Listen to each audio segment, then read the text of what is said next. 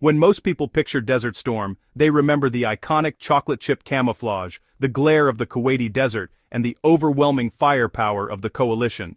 But beneath the standard issue loadouts was a quieter truth. Troops were modifying, improvising, and sometimes outright bending regulations to survive a battlefield unlike anything the United States military had faced.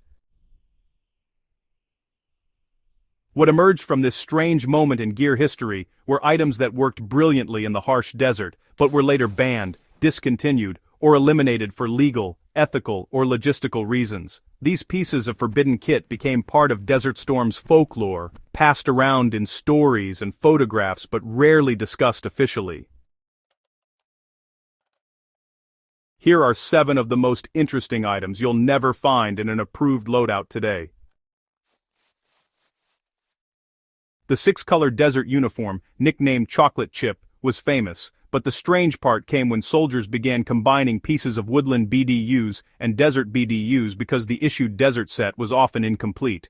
Some troops favored the woodland top with desert trousers, because the darker blouse hid grease, sweat, and sand scuffs better.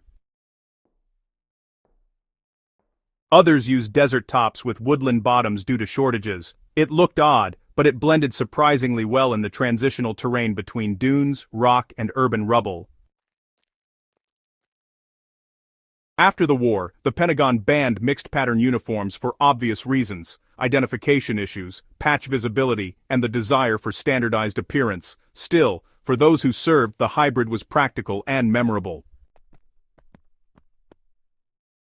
The regulation desert headgear offered minimal relief against 120-degree heat, so troops, especially mechanized and infantry units, adopted locally purchased cotton scarves, shemogs, and keffiyehs.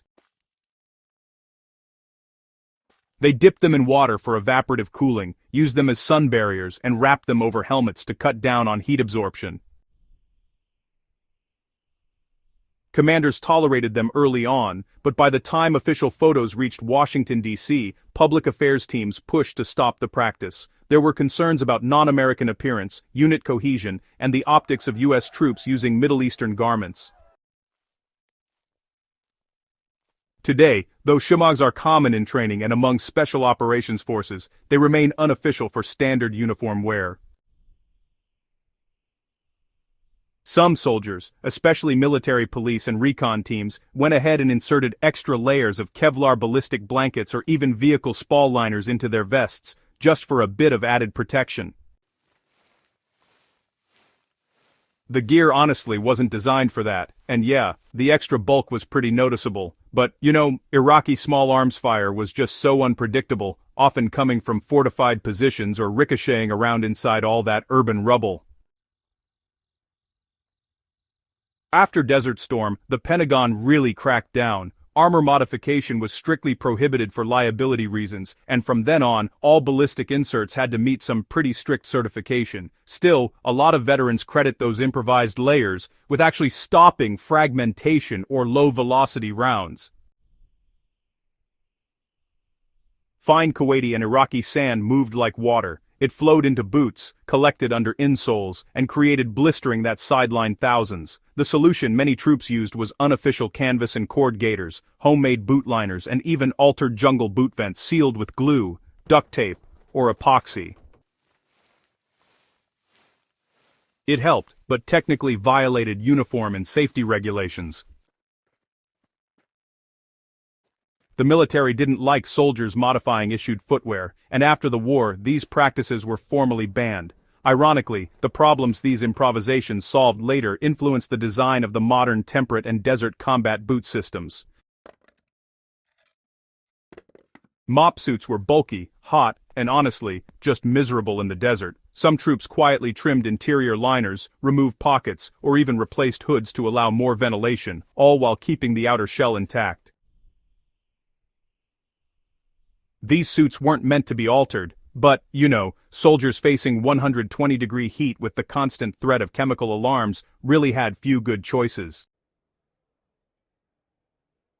After Desert Storm, with liability concerns and a renewed focus on CBRN protection, the Pentagon formally outlawed any alteration of chemical protective gear. Today, any modification, even a minor one, is grounds for disciplinary action. The Alice gear of the early 1990s was already outdated. Soldiers needed something cooler, lighter, and honestly, more adaptable to desert operations. So, units quietly adopted British PLCE pouches, privately purchased harnesses, parachute-rigged chest rigs, and canvas bandoliers sewn into LBE adapters.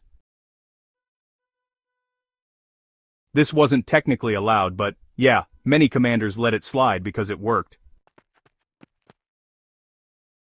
By the end of the war, photos showing troops in mixed foreign load-bearing gear really drew the attention of uniform authorities. After-action guidance specified that no non-US harness systems were permitted going forward. It wasn't until the mid-2000s that Malle finally replaced the old Alice system. Night vision mounts were in short supply, and honestly, many were poorly suited to the desert.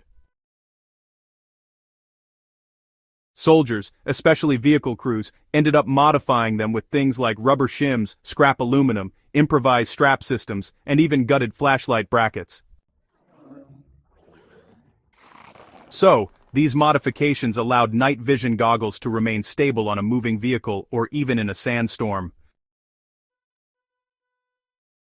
But, modified mounts were never actually sanctioned, and any kind of permanent alteration was totally prohibited after the war, mainly for safety and procurement reasons. Ironically, these improvised designs ended up influencing later engineering updates. But the original hacks, well, they still remain kind of forbidden history.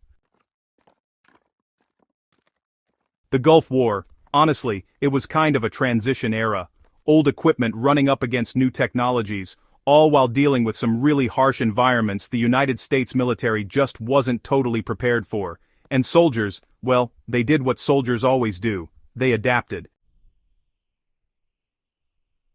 These 7 items, uniform hybrids, improvised cooling pieces, modified armor, desert-adapted boots, tweaked chemical suits, non-standard harnesses, and altered NVG mounts, they weren't glamorous, they weren't official, but you know what? They worked, and in several cases, they actually had a direct impact on the gear systems used today.